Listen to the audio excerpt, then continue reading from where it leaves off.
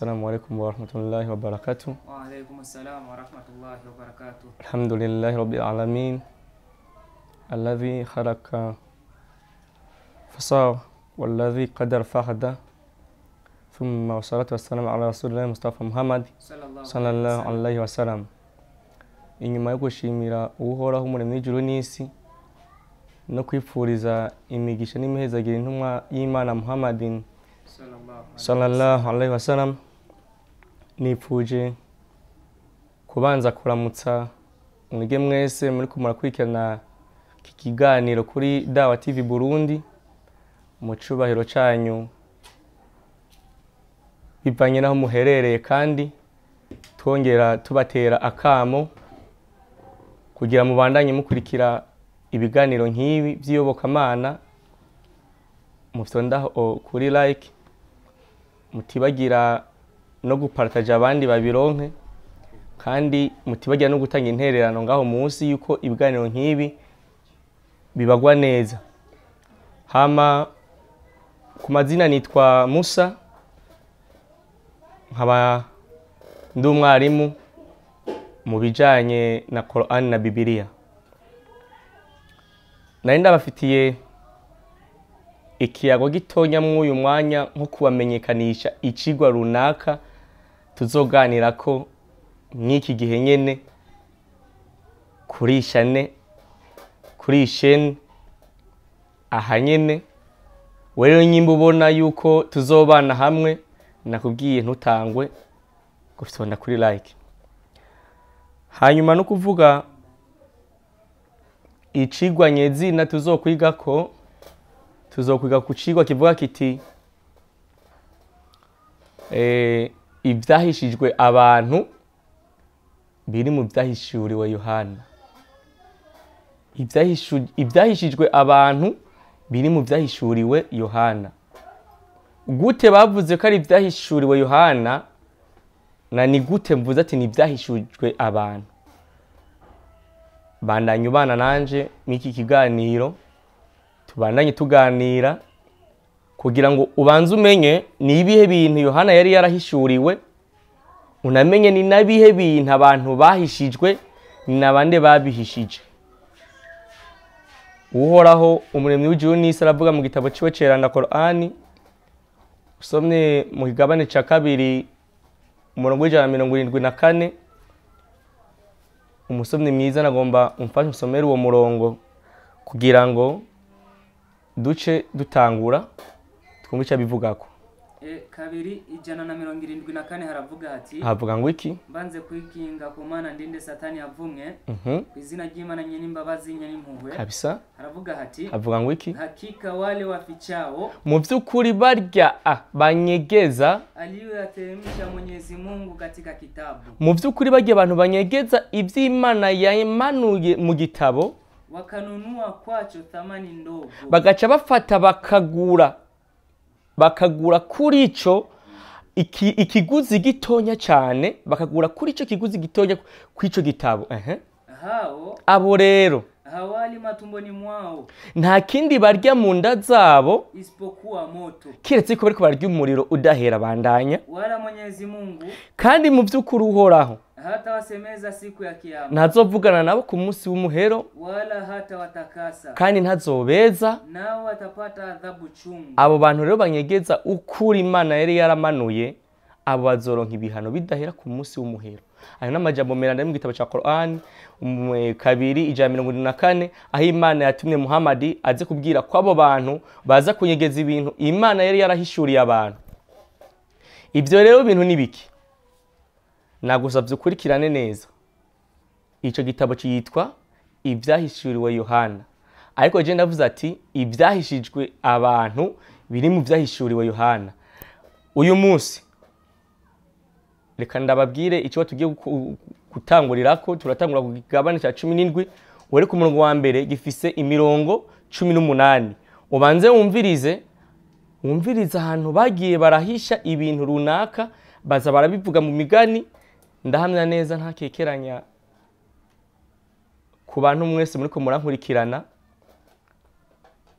nka 80% ibi bintu ntibabitahura. Uti kubera ko imvuze ivyo? ibi bintu bivuzwe mu migani. We niyo waba ubitahura ca wandika ngaho munsi muri commentaire uvuga ati je ndabitahura, hanyuma uce uduha umuco wavyo.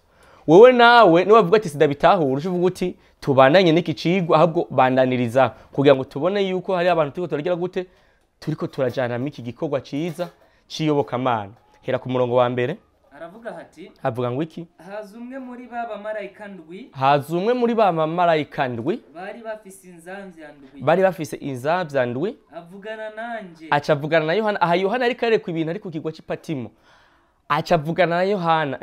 arambwira ati, amubwira ngo iki? ngwino, ati ngwino we Yohana, nkwereke iteka rizocigwa maraya, umviriza, nkwereke iteka rizocirirwa maraya wagahebuza. Nagomba aha hantu handike, inshuti muvandimwe uri kurankurikirana, wandika aha hantu kubera icigwa kirimwo uduce duce. Icambere uzobanza umenye uyu maraya ariko aravugwa ngaha ninde. Uyu maraya ariko aravugwa ngaha azocigwa ku iteka yeretswe kuri Yohana ninde? Bandanya. Yicaye ku iteraniro ry'amazi menshi. Yicaye ku iteraniro ry'amazi menshi. Iri teraniro ry'amazi menshi ni giki? Iki ni ikintu ca kabiri uzurandika ahantu. Iri teraniro ry'amazi menshi maraya yicayeko ni giki? Bandanya. Uwo abami bo kwisi, uwo abami bo kwisi basambana nawe. Uwo abami bo kwisi basambana nawe. Aba bami bo kwisi nabo nyene unkwirikirane uzomenya ati nabami bande. Ubu basambanyi basambana nawe n'ubusambanyi nyabaki? Bandanya. Ababa kwisi bakaboregwa vino. Abantu rero baba kwisi, yani baba kwisi nzima bagaca baboregwa vino, nizo busambanyi bwiwe. Iyo vino akaba aribwo busambanyi bw'uwo mumaraya. Iyi vino ni iki? Ubu busambanyi nabwo ni iki? Bandanya. Anjana mu bugaragwa. Rero umumarayika ngo acafata Yohana amujana mu bugaragwa ari mwiyerekwa. Ndi muri mpwemu. Ari muri mpwemu yera. Mbona umugore yicaye ku gikoko. Acabona umugore yicaye ku gikoko. Uyu mugore ninde? Iki gikoko ninde? Bandanya. Yicaye ku gikoko gisa n'agahama. Ico gikoko gisa n'agahama ninde? N'uyu mugore acicaye ko ninde? Bandanya. Cuzuye amazina y'amarogotano. Ico gikoko rero ngo cari, ico gikombe cari cuzuye amazina y'amarogotano. Tuza aya mazina y'amarogotano ku bantu muriko murankurikirana, nimba hari uyaza amazina y'amarogotano aciyandika ngaho munsi muri commentaire avuga ati na atazi uvuga ati ntayonzi, kugira ngo mu gicigwa kizokurikira tuzobashe kuyarabira hamwe ayo mazina nayahe ari muri Bibiliya y'amarogotano. Bandanya. Gifise imitwe ndwi n'amahembe 10. Ico gikoko rero gifise imitwe ndwi n'amahembe 10. Iyi mitwe ndwi ni iki? Aya mahembe 10 ni iki? Murumva yuko icigwa ari kirekire cyane, bisaba yuko tujana hamwe mukama mukurikirana ibiganiro byacu biri kuri televiziyo Dawa TV, mukama mubikurikirana mukanafasha no kubirungikira abandi kugira ngo bamenye ibyo bahishijwe biri mu vyahishuriwe Yohana. Bandanya. Uwo mugore yambaye impuzu y'inyambarabami. Uwo mugore yambaye impuzu y'inyambarabami. Wa mugore w'umumaraya yambaye impuzu y'inyambarabami. Iyi nyambarabami ni iki? Bandanya. Ni yagahama. Yari yisakaye izahabu n'utubuyenge. Ngo yari yambaye impuzu y'agahama, yari yisakaye izahabu n'utubuyenge tw'igiciro kinini. Kandi utwo tubuyenge twari tw'igiciro kinini. Ni maragarita. Afise igikombe. Yari afise igikombe c'izahabu. Yari afise igikombe c'izahabu mu minwe yiwe cyuzuye ibihumanya n'imyanda y'ubusambanyi bwiwe. Banzigeza umusomyi mwiza. Iki gikombe cuzuyemwo ibihumanya n'imyanda y'ubusambanyi bwiwe ni gikombe kihe? Ubusambanyi bwo buri hejuru ni imyanda byose biri hejuru. Iki gikombe naco ni kihe? Iyi myanda ni yihe? Ubu busambanyi bwo bonamaze kuvuga ati bwandika mu munsi tuzobandanya ko bandanya. Mu ruhanga rero afise izina ry'akabanga. Mu ruhanga rw'uwo mugore w'umumaraya afiseyo izina ry'akabanga. Ryanditswe ngo, iryo zina ry'akabanga ryanditse ngo Babuloni ahambaye. Manzukizaho. Iryo zina ry'akabanga ryanditswe ngo Babuloni ahambaye. Iyi Babuloni ahambaye, iki ni kindi kintu kirekire gitegerezwa kuzokurikirana neza, ubanze umenye kubera iki Babuloni yanditswe mu gahanga k'uwo maraya. Kubera iki Babuloni ni giki yaje iva hehe? Kubera iki yanditswe mu gahanga k'uwo maraya? Bandanya. Babuloni ahambaye, nyina w'abamaraya. Keza wumvirize. Babuloni ahambaye, nyina w'abamaraya. Kubera ko Babuloni ahambaye, nyina w'abamaraya, yanditswe mu gahanga ka maraya. Ibaze wowe nyine ngaho nyine. Kubera ko Babuloni ahambaye, nyina w'abamaraya, yanditswe mu gahanga ka maraya. Urafise icyo uterera ko kw'ico kintu? Urafise icyo ubaza kw'ico kintu? Twandikire ku nimero tuza gusiga ngaho, unandike muri komantere intererano zawe, tuzozisoma hanyuma tubandanirize ku izo ntererano zawe. Bandanye. Kandi nyina w'ibihumanya byose byo mu isi. Ego.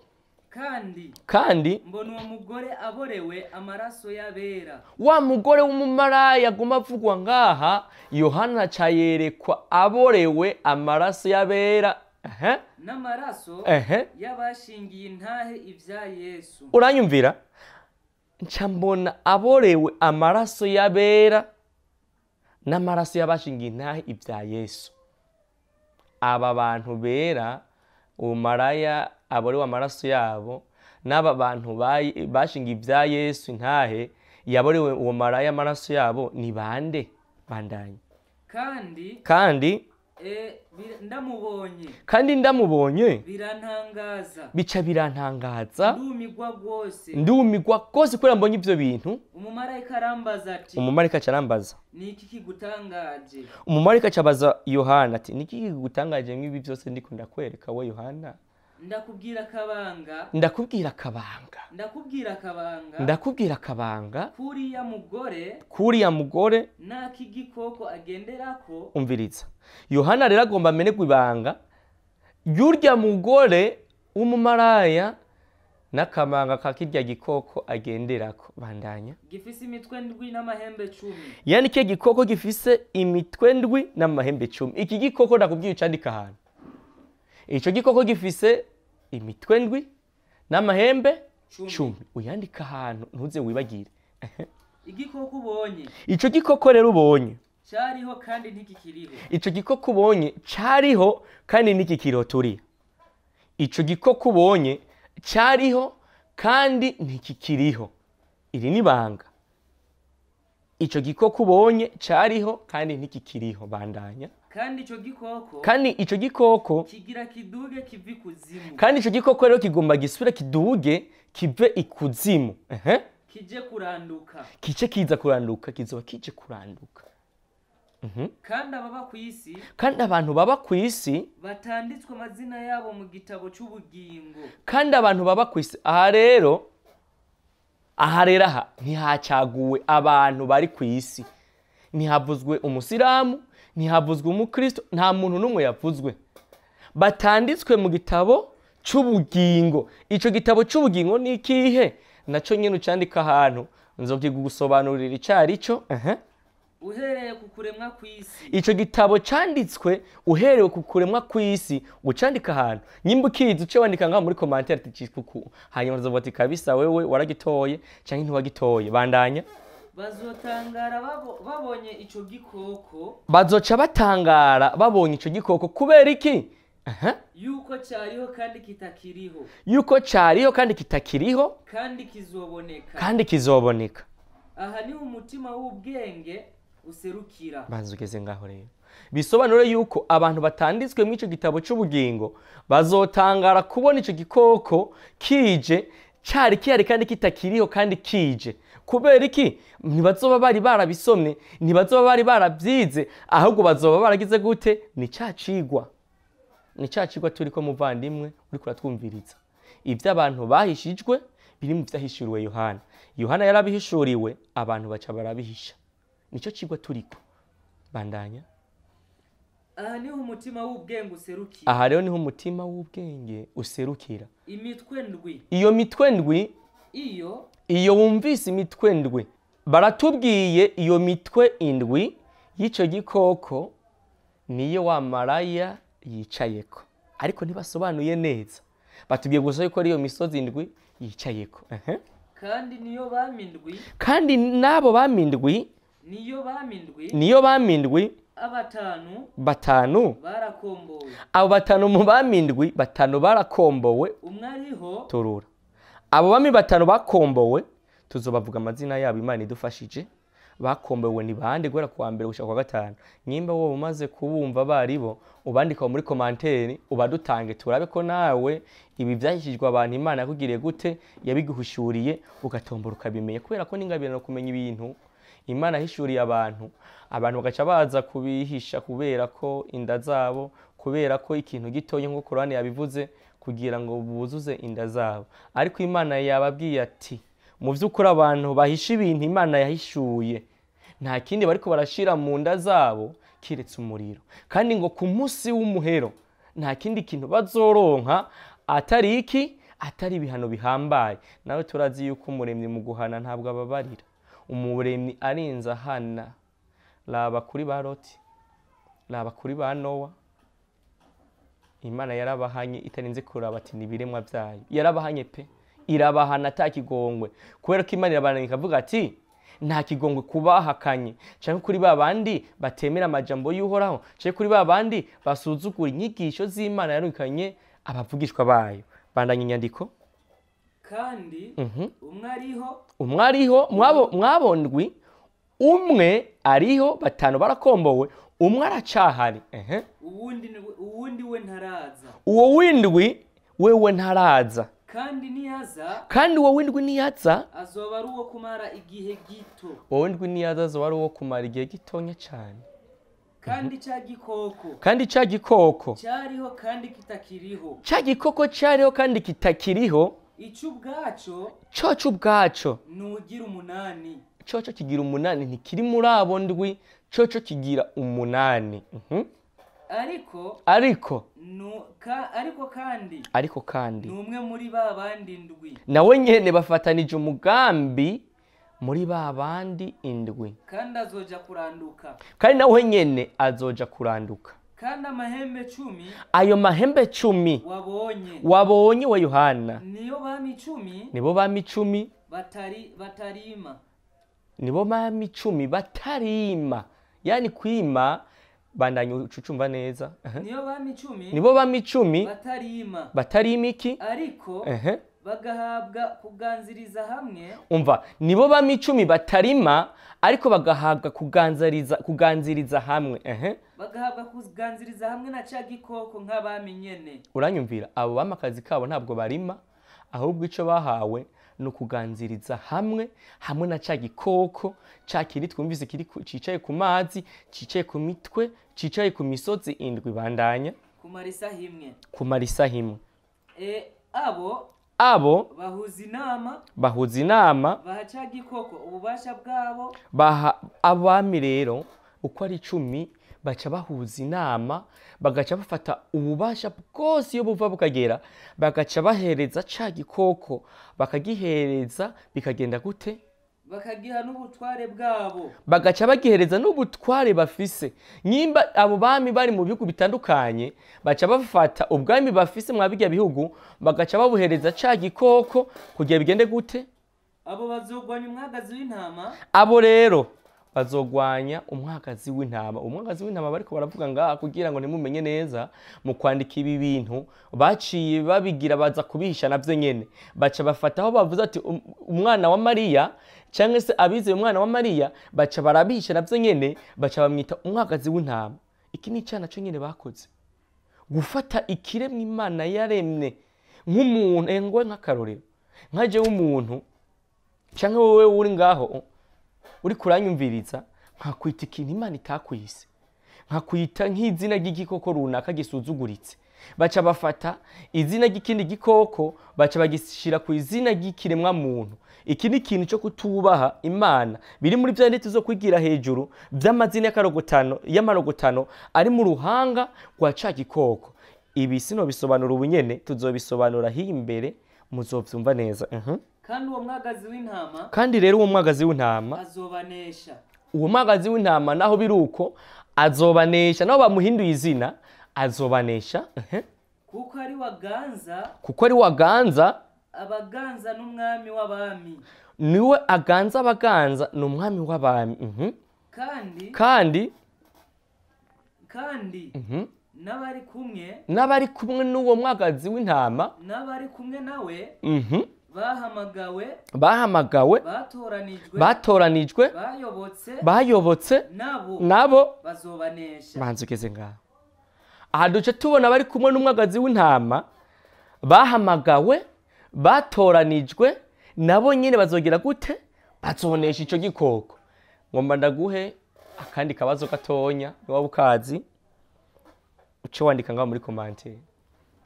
Aba bantu bahamagawe, aba bantu batoranijwe, bari kumwe n'umwagazi w'intama, izina ryabo ni bande?